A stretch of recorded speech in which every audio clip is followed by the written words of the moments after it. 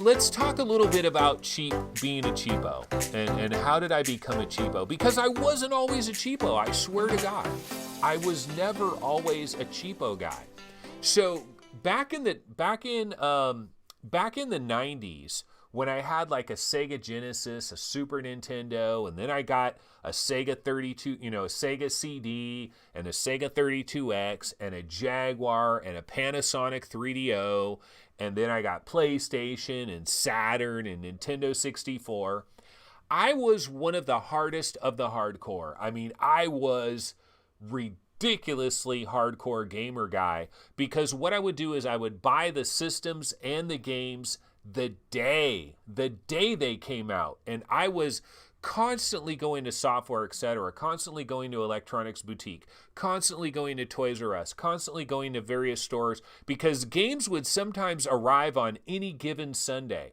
Oh, well, really, no, not any given Sunday. Any given Tuesday, any given Wednesday, any given Thursday, just random days, random games would arrive. It was different than it is now. Like now we have like release dates and things usually follow a path of arrival, and it's not just random as much.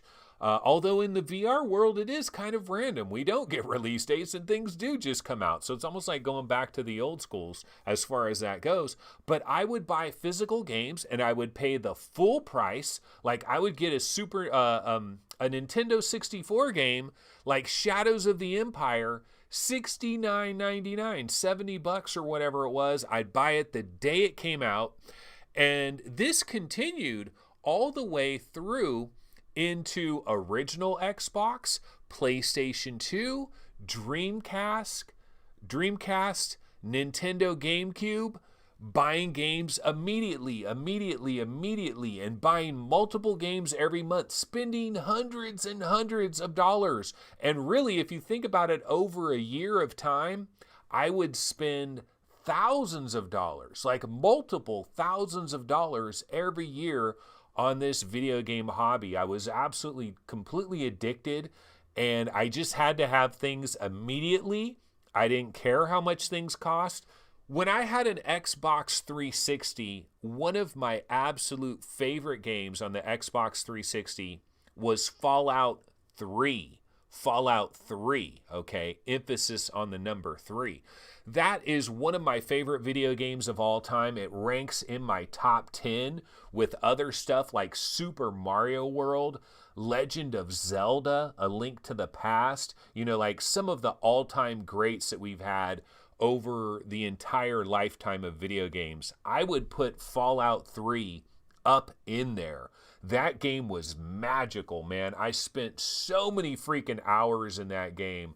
And we're talking flat. This is way before VR, on the Xbox 360, just playing Fallout 3, Fallout 3, Fallout 3. It was pictures like this, man. I was on Kotaku, and I would see these pictures where it's like, okay, here's where it looks craptacular, normal styly, and then these are these incredibly, look at these textures, dude. Look at the way the paint is peeling off of those bricks. I mean, just incredible. And so basically, I was on Kotaku or whatever, and I was like, oh, shit, here's Fallout 3, but it's so much better. Look at the streets. The main thing I was looking at, there was one picture, like, look at those tires, man. But there was one picture, yeah, it was the streets. It was like the pavement of the streets. And it was like, oh, dude, you see so many more pebbles on the ground. It looks so much more better. So what happened was I got inspired. And I had not messed around with PC gaming for the longest time, guys. The last time I had a PC for gaming was 1999. 1999. Yes, I was playing stuff like Kingpin. Do you guys remember Kingpin? Yeah, so there was this game. It was Kingpin. Kingpin Life of Crime. Do you guys remember this? It was 1999. There was like Rottweilers and shit. And basically, it was just shoot 'em up, bang, bang, and a whole lot of MFers is what was going on. And this was a 1999 release. And then you know what happened, folks? I left PC gaming for like basically, I don't know how many years because of this, the Sega Dreamcast. It launched on September 9th, $19.99. $9.99. I bought a Dreamcast, bought a gang of Dreamcast games, had an incredible launch, never looked back. Never looked back. And so basically, we're in the year 2011. And yeah, I'm still playing Fallout 3 in 2011 on my Xbox 360 because I'm late to the game like that. I've always been kind of late. And so I'm seeing these high-res texture packs, and I'm like, bro, I need to build a computer. So basically, I built myself my first gaming PC in forever with a 560 Ti. An i5-2500K was my processor, and it was an NVIDIA 560 Ti graphics card. And so I had a pretty good high-end PC that could play Fallout 3 with these high-res texture packs. And that was the beginning. And then what happened? What happened was Steam sales. And yeah, the Steam sales just ruined me like none other. You know, and this is all their fault. You know, it's all their fault. I got trained on this idea to never buy a game for full price. And so I got into the Steam sales thing because I was like, well, now I'm a PC gamer. I got a high-end 560 Ti. I got this i5-2500K. I can play these banging-ass PC games that are out at the time. But I was a console guy. I'm still playing console games. I'm not using no keyboard and mouse. F that. I'm not touching a keyboard and mouse. I am using an Xbox controller wired into my PC, and I'm playing games that are on the Xbox and PlayStation 3, but I'm just playing them at a higher resolution. And I got used to these Steam sales, and I got corrupted.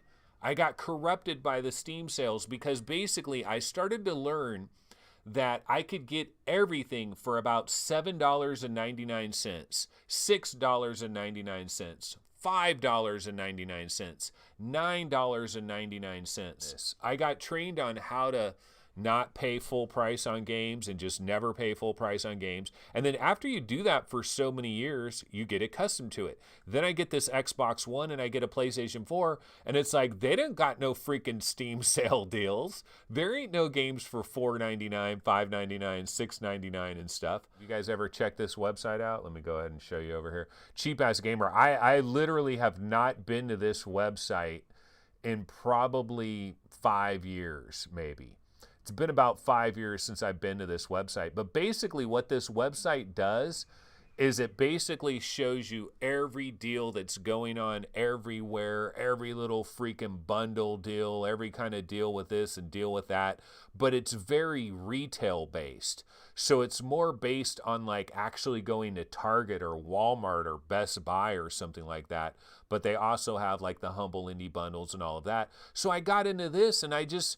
Basically, it became a situation where when I saw a game for $59.99, I was like, oh, hell no. It's got to be the next great freaking game of all time. Why would I pay $59.99 for a game? There's no effing way. Because I got so indoctrinated into the idea of just Steam sale after Steam sale after Steam sale. So that kind of explains why I'm such a cheap ass.